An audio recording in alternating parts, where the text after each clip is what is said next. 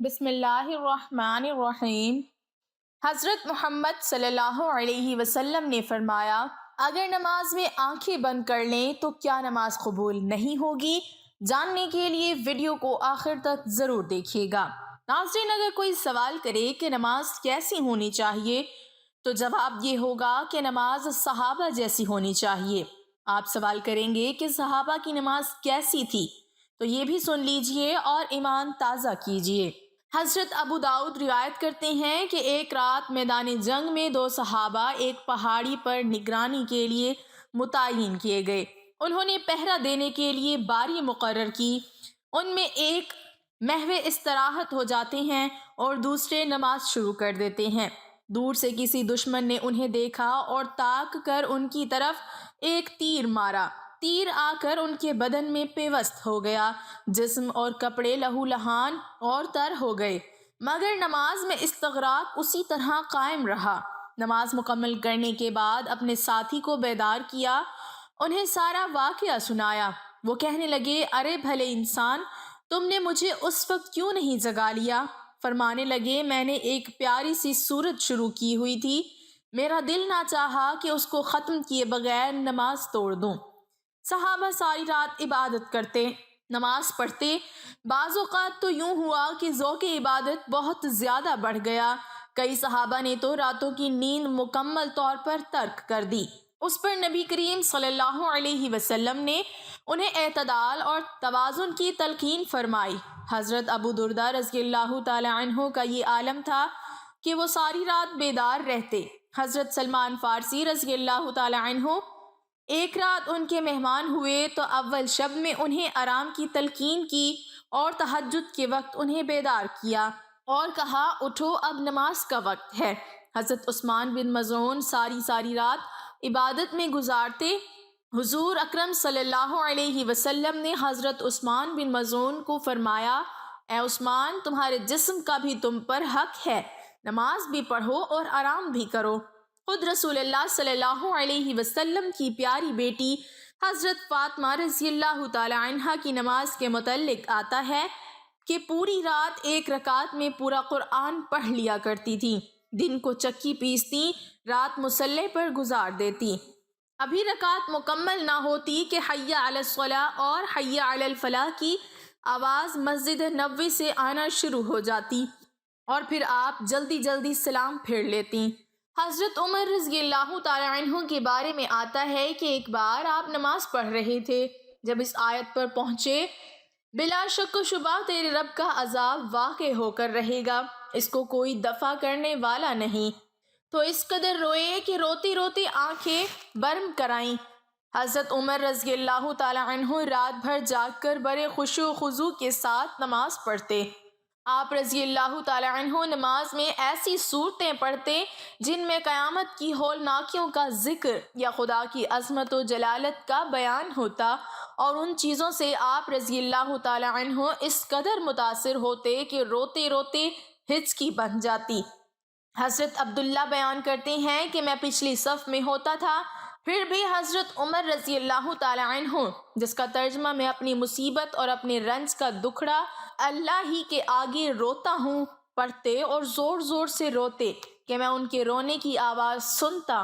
نماز میں حضرت عمر کی گریہ و زاری کا واقعہ کچھ شاذ نہ تھا، اکثر ان پر یہ حالت طاری ہو جاتی تھی۔ ایک نماز میں آپ رضی اللہ تعالی عنہ نے یہ آیت پڑھی، جب گنہگار لوگ زنجیروں میں جکڑے ہوئے دوزخ کی ایک تنگ جگہ میں ڈالے جائیں گے تو موت موت پکاریں گے۔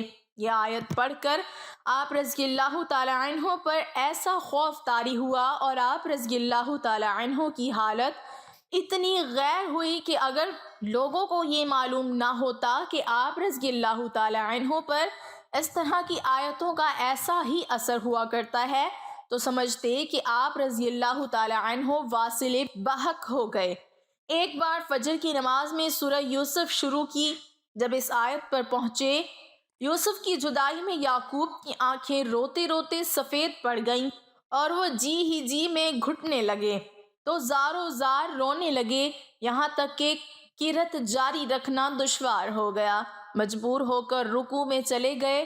سعد بن یزید اپنے باپ کے حوالے سے بیان کرتے ہیں کہ قحط کا زمانہ تھا، میں نے آدھی رات کو دیکھا حضرت عمر رضی اللہ تعالی عنہ مسجد میں نماز پڑھ رہے تھے اور دعا میں بار بار کہہ رہے تھے، اے اللہ ہم لوگوں کو قحط سے ہلاک نہ کر، اس بلا کو ہم سے دور کر دے۔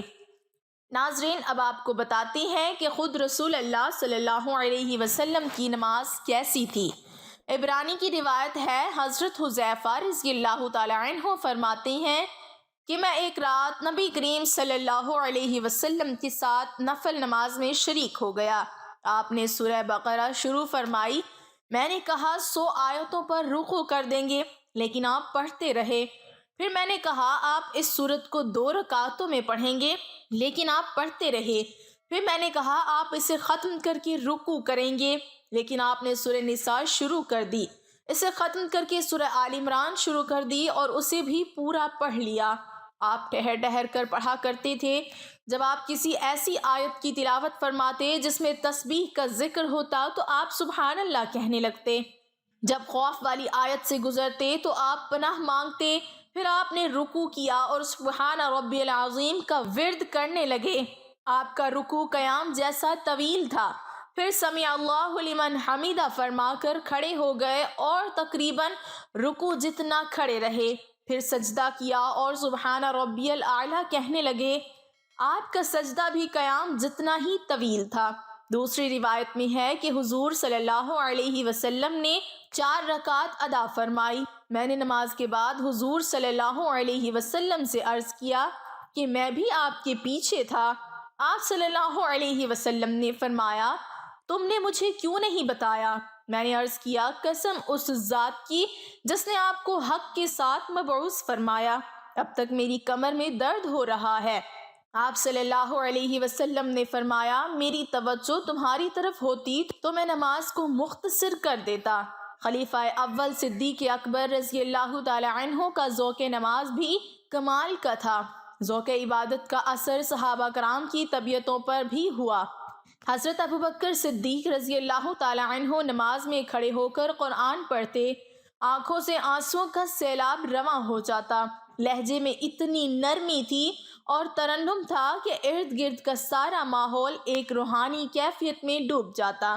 تب ہی مسجد حرام میں نماز ادا کرتے تو آپ کے ارد گرد قرآن سننے والوں کا ہجوم ہو جاتا، جن میں عورتیں اور بچے بھی شامل ہو جاتے۔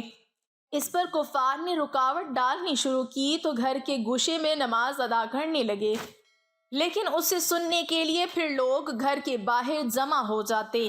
ناظرین، بات حضرت عمر رضی اللہ تعالی عنہ کی نماز کی چل رہی تھی۔ حضرت عمر رضی اللہ تعالی عنہ پر قاتلانہ حملہ ہوا۔ ایسے عالم میں بھی حضرت عبد الرحمن بن عوف رضی اللہ تعالی عنہ نے آگے بڑھ کر نماز پڑھائی۔ حضرت مسعود بن مخرمہ رضی اللہ تعالی عنہ فرماتے ہیں کہ دوسرے دن صبح کے وقت ان کے گھر گیا، ان پر زخموں کی شدت کی وجہ سے غشی طاری تھی اور ان کے اوپر ایک کپڑا پڑا ہوا تھا۔ میں نے پوچھا، آپ لوگوں کی ان کے بارے میں کیا رائے ہے؟ لوگوں نے کہا، جیسا آپ مناسب سمجھیں۔ میں نے کہا، آپ لوگ انہیں نماز کا نام لے کر پکاریں، کیونکہ نماز ہی ایسی چیز ہے جس کی وجہ سے یہ سب زیادہ گھبرائیں گے۔ چنانچہ لوگوں نے کہا، امیر المومنین، نماز کا وقت ہو گیا ہے۔ اس پر آپ نے فوراً آنکھیں کھول دیں اور فرمایا، اللہ کی قسم، جو آدمی نماز چھوڑ دے اس کا اسلام میں کوئی حصہ نہیں۔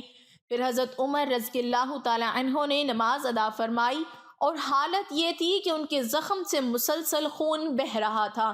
ناظرین، یہ ہوتی ہے نماز۔ نماز میں رب کا خیال ہونا چاہیے۔ دوم نماز آنکھیں کھول کر پڑھنی چاہیے، آنکھیں بند کر کے نماز پڑھنا ٹھیک نہیں۔ اہل علم متفقہ طور پر نماز میں بلا ضرورت آنکھیں بند کرنے کو مکروہ کہتے ہیں۔ امام کاسانی رحمۃ اللہ علیہ آنکھوں کی بندش کو مکروہ اس لیے کہتے ہیں کہ یہ سنت سے متصادم ہے۔ نماز کی حالت میں سجدے کی جگہ پر دیکھنا شرعی عمل ہے، نیز یہ بھی کہ ہر عضو کا عبادت میں حصہ ہے، چنانچہ اسی طرح آنکھوں کا بھی عبادت میں حصہ ہے۔ آنکھیں بند کر کے نماز پڑھنا کراہت کے ساتھ جائز ہے اور کراہت تنزیہی ہے، یعنی گناہ تو نہیں مگر بچنا بہتر ہے۔ البتہ اگر کسی کو آنکھیں کھلی رکھنے کی صورت میں خشوع نہ آتا ہو اور بند کرنے میں خشوع حاصل ہو تو اس کے لیے آنکھیں بند کرنے میں اصلاً حرج نہیں بلکہ بہتر ہے۔ آنکھیں بند کر کے نماز پڑھنا مکروہ تنزیہی ہے، البتہ اگر آنکھیں بند کر لینے سے خشوع اور عاجزی زیادہ ہوتی ہے تو مکروہ نہیں، تاہم آنکھیں کھلی رکھ کر نماز پڑھنا زیادہ بہتر ہے، کیونکہ حالت قیام میں سجدے کی جگہ کو دیکھنا مسنون ہے اور آنکھیں بند کرنے سے یہ سنت ترک ہو جاتی ہے۔ اللہ پاک ہمیں نیک عمل کرنے کی توفیق عطا فرمائے اور ہمیں نیکوکاروں میں شامل کریں۔ ناظرین، کمنٹ باکس میں اللہ کے 99 ناموں میں سے ایک نام ضرور ٹائپ کریں۔